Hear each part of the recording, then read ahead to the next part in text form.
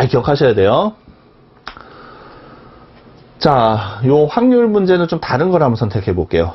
그리고 일단 여기 송역 문제 좀 어려운 거, 요걸 좀 보셔야 될 것 같은데, 자, 이건 이제 뭐냐면은, 강을 따라서 배를 타고 가는 거예요. 그래서, 자, 이런 문제도 많이 나오는데요. 자, 상류에 있는 A 지점이에요. 그죠? 그러니까, A가 상류예요. 상류. B가 하류. 이렇게 내려올 때는 어떻게 돼요? 배가 강물의 속도를 같이 받고 가는 거죠. 그죠? 그래서 지금 보시면은 걸리는 시간이 이 내려오는데 걸리는 시간의 하고 올라가는 걸리는 시간인데 이게 3배 차이가 난대요. 3배 차이. 3배 차이. 그죠? 그러니까 요 시간을 T라고 하면 이거는 3배예요. 3T. 무려 시간이 3배나 더 걸려요. 왜 그러죠? 같은 거리를 가는데 물살의 영향 때문에 그러는 거예요. 그래서 지금 문제는 자, 보세요. 총 걸리는 시간이 2시간 반. 2시간 반인데 이렇게 갈라졌어요. 그럼 어떻게 하면 될까? 2시간 반은 분으로 한 사람 뭐예요? 150분이죠. 150분인데 비율이 1대 3이에요. 그러면 150분을 이게 1대 3이니까 걸리는 시간이 그러면은 4로 나눠보세요. 150을 4로 나누면 어떻게 돼요? 4로 나누면 4, 3, 12, 37.5분이 걸린다는 거죠. 얘는 37.5분. 그러니까는 분수로 쓰면 2분의 75가 되는 거죠. 2분의 75분이 걸린다. 그렇다면 지금 배도 속력이 있고요. 그죠? 일단은 요 거리는 이제 15km. 그죠? 15km라고 그랬죠. 거리가 15km. 그러면 시간은 이만큼이 걸렸어요. 그러면은 배의 속력은 얼마인가 그랬죠. 그러니까 이런 문제를 풀려면 여러분들 어떻게 해야 된다? 결국은 요거는 조금 물론 이제 약간 요령도 있는데 우선은 원칙적으로 푸는 방법을 아셔야 돼요. 그래서 어떻게 해야 되냐면 자 우선은 배가 가는 속력이 있고요. 물이 흐르는 속력이 있는데 강을 거슬러 올라갈 때는 어떻게 돼요?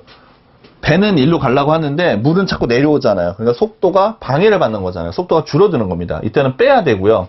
그리고 거꾸로 거슬러 올라갈 때는 어떻게 돼요? 이때는 더해야 되겠죠. 그래서 자 올라갈 때하고 내려갈 때하고 공통점은 바로 뭐다? 15km로 왕복하는 거예요. 그래서 이 문제를 식은 바로 거리를 이용해서 세우면 도움이 될 것 같아요. 거리.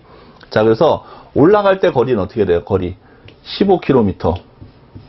거리는 속력 곱하기 시간이죠. 그럼 속력을 어떻게 할까요? 그러니까 우리가 배의 속력을 x, 강물의 속력을 시속 ykm라고 해보겠습니다. 그래서 요거는 강을 거슬러 올라갈 때는 어떻게 돼요? 속력인 이렇게 줄어들고요. 그 다음에 이때 시간은 어떻게 된다? 올라갈 때 시간은 아까 했잖아요. 아까 여기 이제 2분의 75니까 그 어떻게 되죠? 2시간 반이니까는 시간이죠, 시간. 이렇게 시간으로 그냥 해볼까요? 시간으로 해보면은 2시간 30분이 어떻게 돼요? 2분의 5시간이죠? 2분의 5시간. 그거를 4분의 1로 나누면은 이때는 그냥 8분의 5시간. 그냥 이렇게 합시다. 8분의 5시간. 이게 더 편하죠. 그죠? 8분의 5시간. 그리고 이건 3배 하니까는 8분의 15시간. 그죠? 그래서 걸린 시간이 8분의 15시간. 이렇게 되는 거죠. 올라갈 때는 이렇게 오래 걸렸고. 내려올 때는 3배 차이가 나니까는 8분의 5시간밖에 안 걸렸죠? 거리는 속력 곱하기 시간. 자, 내려올 때 속력은 어때요? 배도 내려가고, 강물도 같이 물살 따라 내려오니까는 이때는 속력을 더해 주셔야 됩니다. 그래서 바로 요 식을 여러분들이 정리하시면 도움이 되겠죠?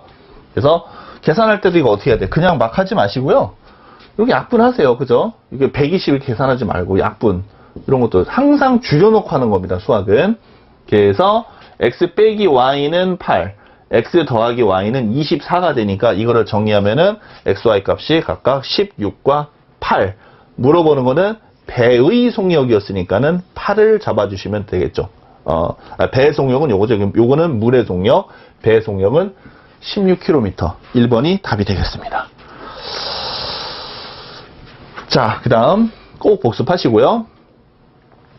그리고 15번 문제도 여러분들 여기 간략하게 그 팁이 나와 있으니까는 해보시고요. 그러니까는 요 문제 그 평균의 포인트는 뭐다? 총점을 잘 이용하시면 돼요. 합격자하고 불합격자 두 그룹으로 나뉘어지긴 하지만은 총점, 그죠? 총점을 잘 이용해서 하시면 돼요. 그러니까는 응시자 수 곱하기 평균 점수라면 총점이 나오잖아요. 그거를 같이 활용을 해서 연결해 보시고요. 자, 16번, 자, 확률에 대한 이야기인데요. 막대 5개가 길이가 이렇게 있습니다. 이 중에서 3개를 잘 골라서 삼각형이 만들어질 확률은, 그래서 요거는 포인트는 먼저 뭐부터? 가장 긴 변이 무엇인지가 우선은 이슈가 되는 거예요. 그래서 가장 길이가 긴 변이 얘였다면 그럼 나머지 두 막대를 정해야 되겠죠. 그래서 가장 긴 막대가 5cm일 때, 가장 긴 막대가 그 다음에 4cm일 때, 그리고 가장 긴 막대가 3cm가 되면 어떻게 돼요? 그러면 나머지가 2, 1이 돼야 되는데 삼각형이 되려면 어떻게 돼야 됩니까? 우리가 가장 길이가 긴 친구가 나머지 두 막대 길이의 합보다도 작아야 되는 거예요. 그래서 이건 불가능하죠. 그래서 이게 두 갈래로 나누어서 생각해 보면 되겠죠. 해보시면은 여기서 두 가지, 여기서 한 가지가 나와서 전체적으로 빗변이 5cm일 때 또는 빗변이 4cm일 때, 그래서 두 갈래로 나뉘어지잖아요. 그래서 모두 세 가지가 되는 거예요. 그러므로 확률은 어떻게 됩니까? 확률은 전체 가지수를 생각해야 되죠. 이것은 5개 중에서 3개를 고르는 가지수는 몇 가지입니까? 여러분들 5개에서 3개를 그냥 고르기만 하는 거예요. 순서는 고려하지 않고. 이것은 그냥 5개에서 2가지를 빼는 경우의 수랑 같죠. 그건 10가지가 되는 거죠. 여러분들 아시다시피 이건 조합이 되는 겁니다. 조합. 순서와 상관없이 가지수를 고르는 가지수예요. 그래서 조합. 그러니까는 첫 번째에선 5가지, 두 번째에선 4가지인데 순서가 상관없으니까 바꾸는 것을 한 가지로 인정하니까 나누기 2를 해야 되겠죠. 근데 이것을 여러분들 기억하시겠지만은 5C2 이렇게 쓰기도 하죠. 그러니까 이거는 5개에서 3개를 임의로 선택하니까 5 컨비네이션 3이 되는데 5개에서 3개를 고르는 것은 2개를 버리는 것과 똑같다.